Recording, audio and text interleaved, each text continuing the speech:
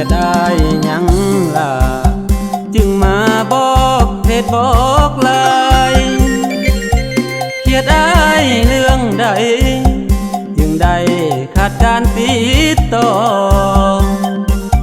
เจ้าหูบ่ลาว่าอ้ายแนมแต่หน้าจอ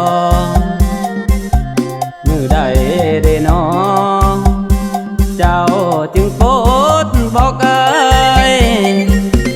ผิดเรื่องอันใดบอกอ้ายได้บ่น้องนางพอสิได้หาทางปัญหาหลายอย่างที่ขาดหายอย่าได้เฮ็ดใจตัดใจบอกเฟซบอกไลน์อายบ่แม่นผู้หายผู้ชายที่ฮักเจ้าจริงบอกอายเฮ็ดหยังคือจังบ่ฮู้จักใจหรือน้องเปลี่ยนแปลไปมีสายใหม่เข้ามาทดแทนจึงมีที่ท่าลืมหน้าคนเอิ้นว่าแฟนมีคนใหม่ได้เข้ามาแทนจึงลืมแฟนคนเคยแสนหาถ้าน้องหมดใจบอกอ้ายก็ได้เด้อล่ะมีหยังให้น้องบอกมาสิ่งข้างคาในใจของเจ้าก็พอเดาออกว่าฮักบ่คือแต่เก่าบอกมาได้เลยน้องเหงาว่าฮักเฮาไปต่อบ่ได้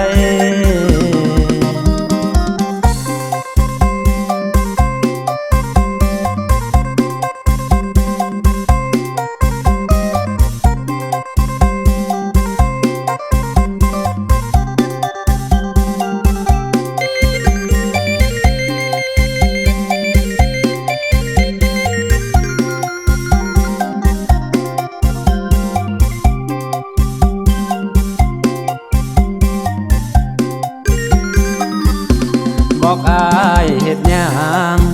คือจังบ่ฮู้จักใจหรือน้องเปลี่ยนแปลไปมีสายใหม่เข้ามาทดแทนจึงมีที่ท่าลืมหน้าคนเอิ้นว่าแฟนมีคนใหม่ได้เข้ามาแทนจึงลืมแฟนคนเคยแสนหาถ้าน้องหมดใจบอกอ้ายก็ได้เด้อล่ะมีหยังให้น้องบอกมาสิ่งข้างคาในใจของเจ้าก็พอเดาออกว่าฮักบ่คือแต่เก่าบอกมาได้เลยน้องเหงาว่าฮักเฮาไปต่อบ่ได้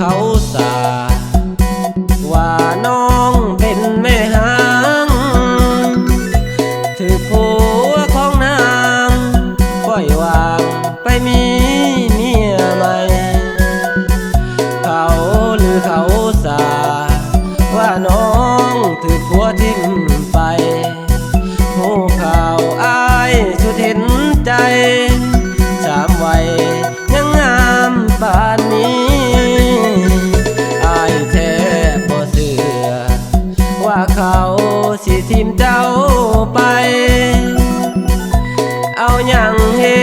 ตุใดจึงได้ปล่อยปละละนี้ทั้งที่น้องงามผุดผ่องแถมเป็นคนดีหงึดใจผัวเจ้าอีหลีหงึดใจผัวเจ้าดีนะถ้าเป็นไปได้อายอยากมาซ่อมแซมอยากมาเติมเต็มซ่อมแซมสิ่งที่ขาดหายอยากปิดห้อยหัวที่ผัวของน้องทำลายขอเพียงเปิดใจให้อายสิได้หายจากความเศร้าโศกถึงเขาสาว่าน้องเป็นของเก่าแต่อายสิเอาเพื่อเจ้าอายบ่ติดใจขอเป็นยาล้างสิ่งที่ค้างให้มันหายไปให้น้องมาเริ่มต้นใหม่อย่าได้ใจว่าน้องเป็นแม่ห้าง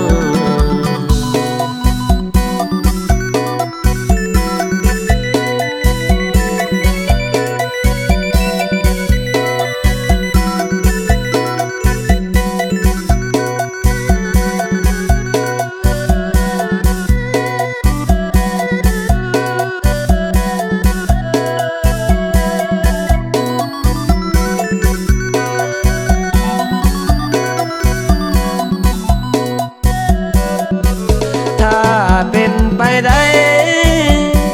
อายอยากมาซ่อมแซมอยากมาเติมเต็มซ่อมแซมสิ่งที่ขาดหายอยากปิดห้อยหัวที่ผัวของน้องทำลายขอเพียงเปิดใจให้อายสิได้หายจากความเศร้าโศกถึงเขาสาว่าน้องเป็นของเก่าแต่อายสิเอาเพื่อเจ้าอายบ่ติดใจขอเป็นยาล้างสิ่งที่ค้างให้มันหายไป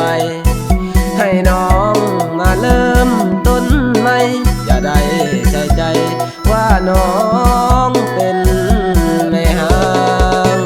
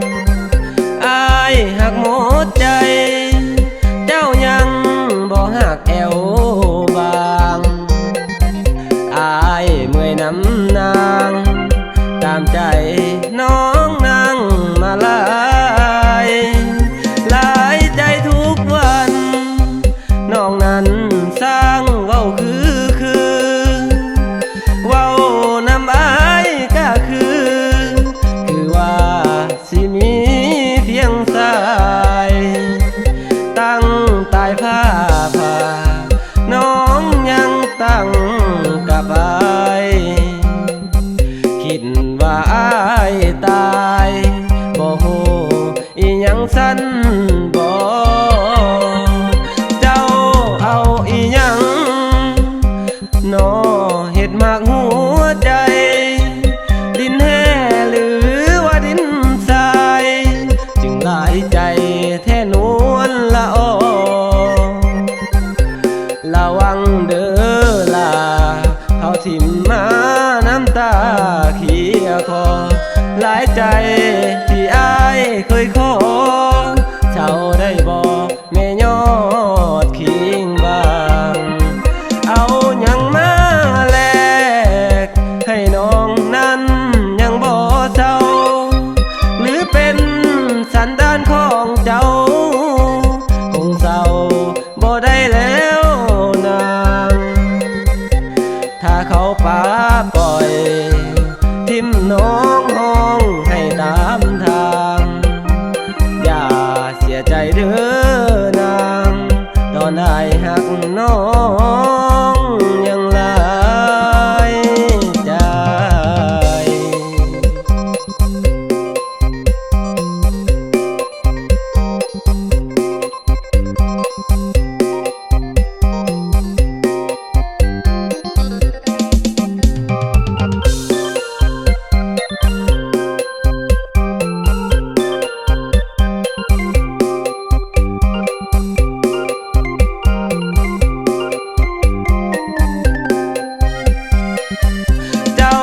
เอาอีหยังน้อเฮ็ดมากหัวใจดินแห่หรือว่าดินทรายจึงหลายใจแท่นวลละออระวังเด้อล่ะเขาทิ่มมาน้ำตาเขียคอหลายใจ